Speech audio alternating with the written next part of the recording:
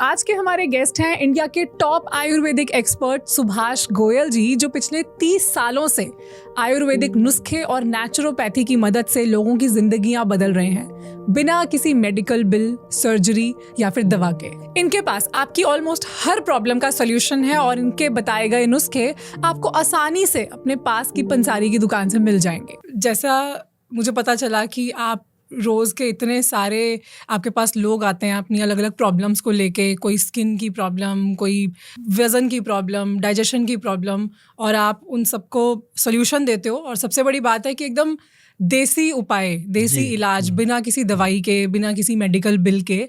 तो ये बहुत बड़ी बात है।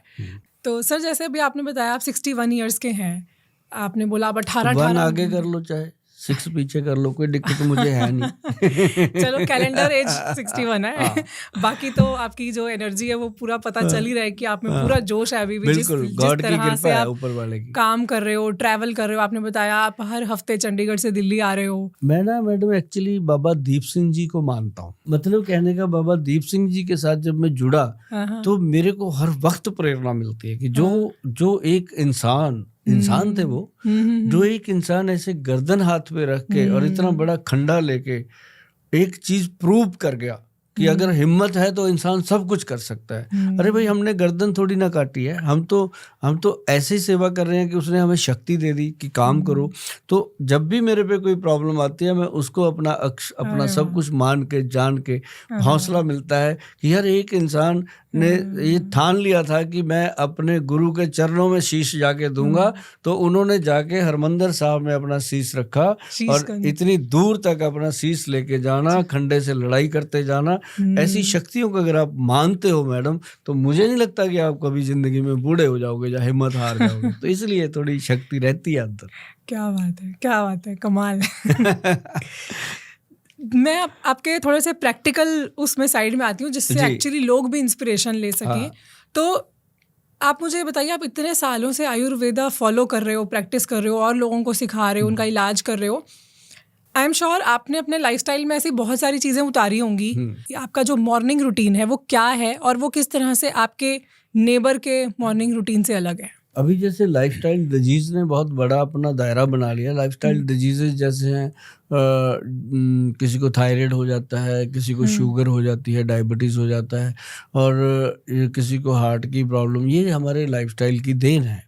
तो ऐसी डिजीज से बचने के लिए जो बच्चे अभी 16 साल से उम्र को चल रहे हैं, किसी की 22 हो गई, 25 हो गई, 30 हो गई, जो लड़कियों की शादी हो गई है, लड़कों की शादी हो गई है, ये बात मेरी नोट कर लो। तो शुरू करना जो दिन, वो बहुत ज़रूरी है कि कैसे करना। सबसे पहला जो आपके पेट में जाना चाहिए, सबसे फर्स्ट ब्रश करने के बाद आपके पेट में क्या जाना चाहिए, उसे कहते हैं आंवला। अच्छा। आंवले का पाउडर रात को पानी में डाल के रख दो। जैसे ही आप सुबह ब्रश करते हो, उसको सिप कर करके पी लो। तो उसमें क्या है, दूसरी चीज जो खानी है वो खानी है हमने, या तो अकेला खीरा खा लीजिए 15 मिनट बाद, या फिर पूरा सैलेड, एक प्लेट सैलेड खाएंगे। तो अगर कोई जो लोग मतलब वो लेते हैं, ये मेरा अपना है जो मैं बता रहा हूँ, जो लोग ओसिड इस तरह के कोई भी कैप्सूल खाते हैं गैस के लिए, सुबह सुबह जलन, एसिडिटी का कैप्सूल नहीं खाते लोग, खाली पेट खा लेते हैं, पेंटासिड, वो इस टाइप के, तो वो बिल्कुल नहीं लेना पड़ता अगर आपने खीरा खा लिया। ऐसी चीज है, खीरे के अंदर इतना मतलब आपके अंदर जा करके वो गट को क्लीन करता है। उसके बाद आपका काम है, जब आपने सैलेड खाया, सैलेड के अंदर नींबू नहीं डालना। अच्छा। नींबू के स्थान पे आप ऑलिव ऑयल एक्स्ट्रा वर्जिन डाल सकते हो, जिसे जैतून का तेल कहते हैं। तो वो डालेंगे, उससे बहुत ज़्यादा टेस्टी हो जाता है और अंदर इंटेस्टाइन को लुब्रिकेट करता है वो। और दूसरी चीज़, आप 15 मिनट के बाद जो भी आपको पसंदीदा है, जो आपको अच्छा लगता है, वो वाला फ्रूट खाएं। सैलेड में चुकंदर और गाजर का होना बहुत ज़रूरी है। और जो आप फ्रूट खाते हैं उसमें आपको तरबूज, पपीता का होना बहुत जरूरी है, और 1-2 पीस खजूर हो जाए तो और भी बढ़िया। अच्छा। खजूर का अपना ही मतलब ब्लड वर्धक होती है, जो खून बढ़ाती, तो ये हो जाए तो बहुत अच्छा। उसके बाद आप रुकिए, अपना अखबार पढ़ते हो, मोबाइल देखते हो, कुछ भी करते हो, कुछ समय फिर रुकिए। रुकने के बाद एक चीज है, अगर आपको डायबिटीज है तो बता देता हूँ, अगर आपको बैक पेन है तो उसके लिए भी काम करेगा, आंखों की नज़र कमज़ोर हो रही है उसमें भी काम करेगा, किसी भी तरीके की बॉडी में वीकनेस आ रही है उसके लिए ज़बरदस्त मल्टीविटामिन का काम करेगा। वो है क्या? कलौंजी, मेथी और काले चने। अच्छा। कलौंजी जो होती है, ये कलौंजी के 10 दाने करीब और मेथी के 20 दाने के करीब और 30 दाने काले चने अच्छा। पानी में डाल के रखे होंगे, रात को रखने चाहिए। वो आप फ्रूट खाने के 15-20 मिनट बाद उसको आप चबा चबा के खाइए, उसको खाते ही आपको भूख लग जाएगी। अच्छा। फिर अपना जो दिनचर्या है वो कीजिए। जो आप नाश्ता करते हैं, नाश्ते में कोशिश करो कि परांठे सिंपल लो, उसमें आलू वालू मत डालो, सादा परांठा बनाओ, बढ़िया घी में तल के अच्छे से उसको अच्छी सी चटनी बना के रखो। अगर ना मैडम धनिया और पुदीने की चटनी सिंपल हरी मिर्च डाल के बन जाए और वो डेली इंसान खा ले परांठे के साथ या रोटी के साथ, जिंदगी में थायराइड नहीं होता, अगर है तो कंट्रोल हो जाता है। तो ये एक अपने आप में मस्त चीज़ है। अगर पुदीने धनिया की चटनी बनाना सीखना है तो गोयल साहब को मिलना पड़ेगा, फ़ोन करना पड़ेगा। तो आपको यहाँ पे बुलाने का फिर फायदा क्या हुआ? अब अभी कॉल ही करना पड़ेगा। तो अब आप हमें धनिया पुदीने की चटनी की रेसिपी बताओ। इसमें क्या होता है कि जैसे हम धनिया की, अगर अकेला धनिया ग्रीन, उसको ले लो, काली अपनी हरी मिर्च ले लो, उसके अंदर थोड़ी काली मिर्च भी डालो और उसके अंदर मग पीपल डालो और सौंठ डालो। अच्छा, मग पीपल ऐसे होते हैं, मग पीपल उनको पीपली बोलते हैं। अच्छा। और इतनी लंबी लंबी होती हैं, जैसे सहतूत होते हैं लंबे लंबे, उस तरह से। अच्छा। ये ड्राई हार्ड होती हैं और इनका टेस्ट बिल्कुल काली मिर्च जैसा ही होता है। तो आधा चम्मच उसमें डाल के और उसके अंदर धनिया पूरा प्रॉपर डालें अपना चटनी के अकॉर्डिंग। उसमें थोड़ी सी वो डाल सकते हैं गुड़ या शक्कर, गुड़ से बनी हुई शक्कर डाल सकते हैं। उसको अच्छे से ग्राइंड करें।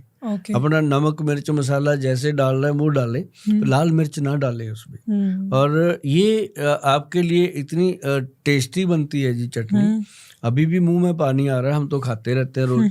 तो आपको लगेगा कि ये फालतू की चीजें हैं, बाकी ये इसी से खाया हुआ। साथ में आप सुबह सुबह इसके साथ लस्सी पी सकते हो, छाछ या दूध पी सकते हो, या फिर आप चाय पियोगे वो तो फिर आपकी मर्जी है, काम नहीं करता, बढ़िया नहीं होता। दूध पी सकते हो या छाछ पी सकते हो उसके साथ, फिर आप देखिएगा पूरा दिन कितना मस्त निकलता है। अच्छा।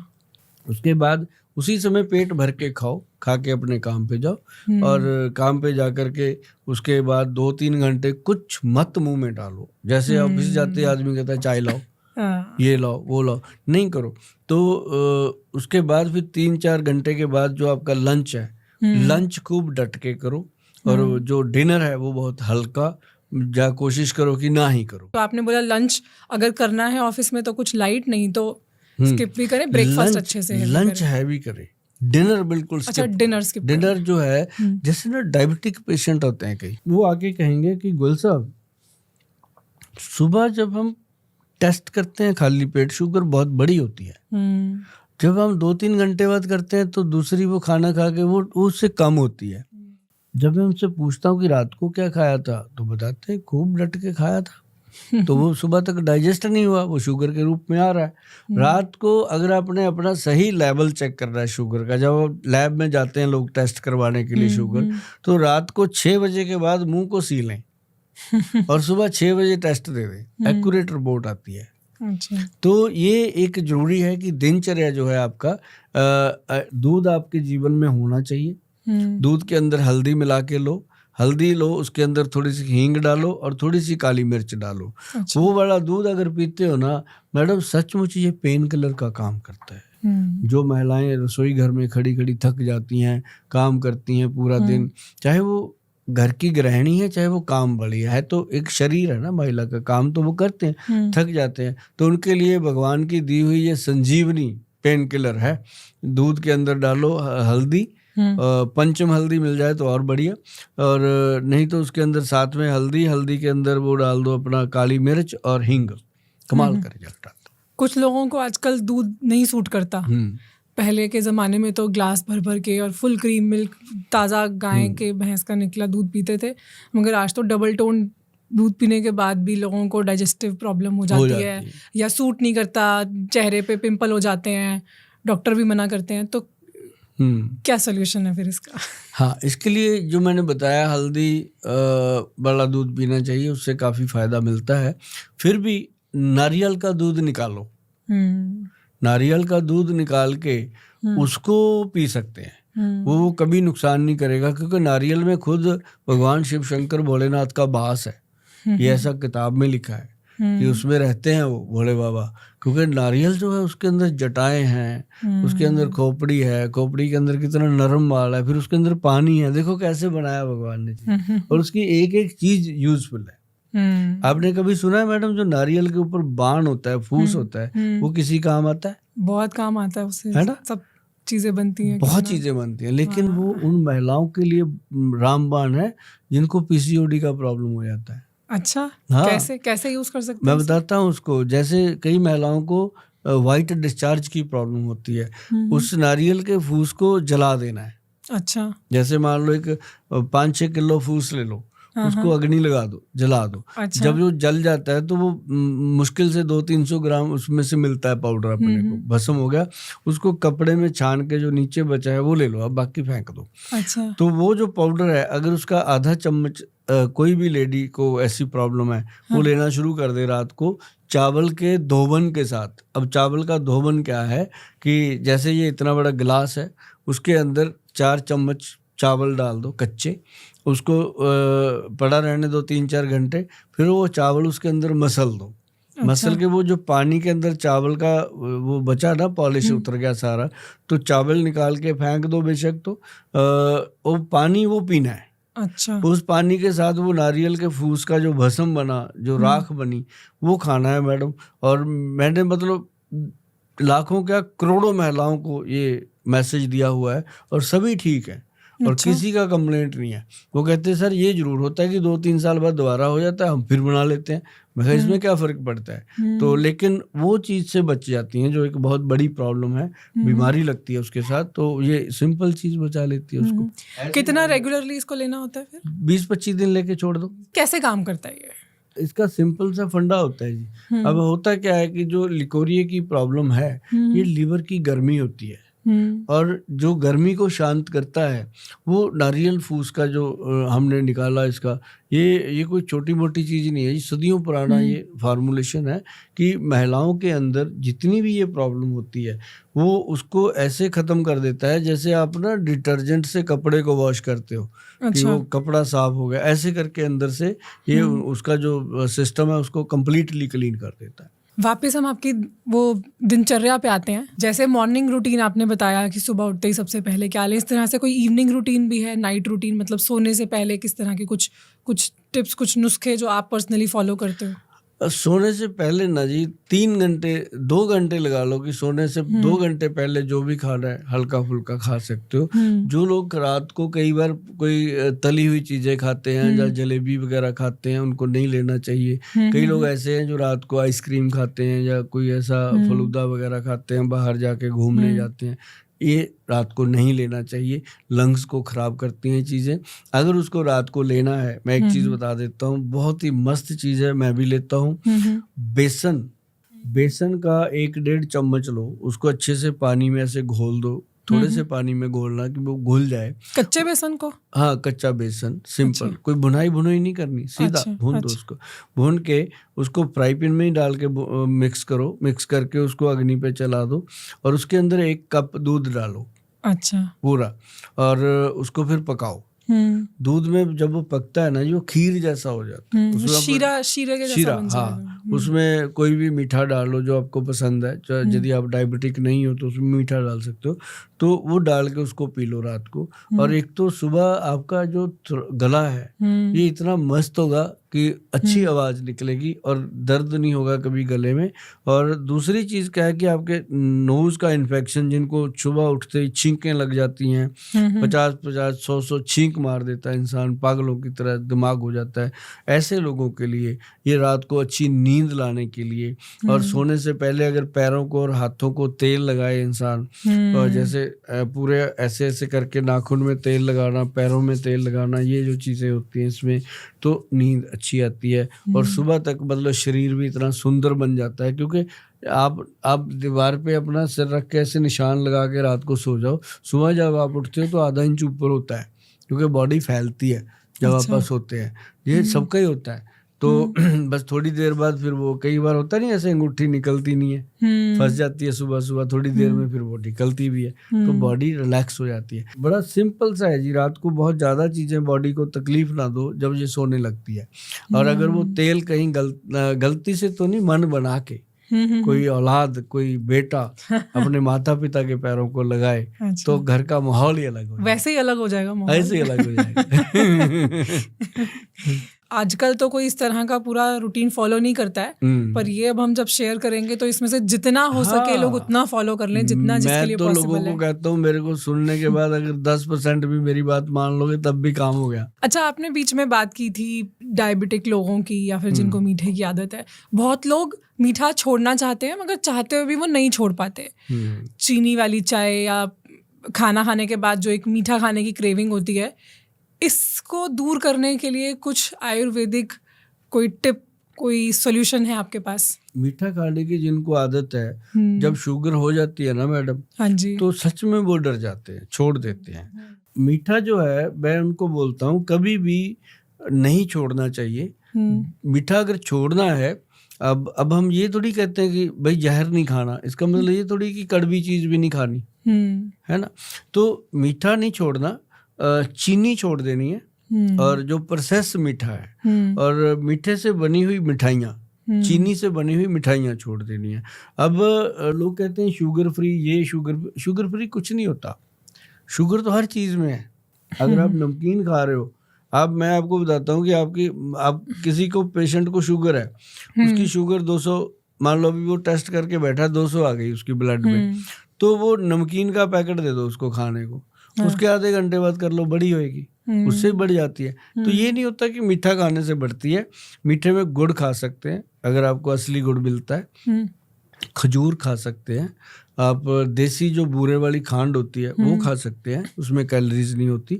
तो इस तरह के मीठे से बनी हुई फ्रूट खा सकते हैं। अपनी मीठे की क्रेविंग को अगर खत्म करना है तो कोई फ्रूट, जैसे एक ना जी सीताफल आता है, एक राम फल आता है, ये भगवान के नाम रख के फल बने हुए हैं, तो मतलब उनमें भी बहुत शक्ति है और 1% भी कैलोरीज अपनी होती। तो शुगर के पेशेंट को मीठे से परहेज करना चाहिए, जो प्रोसेस मीठा है।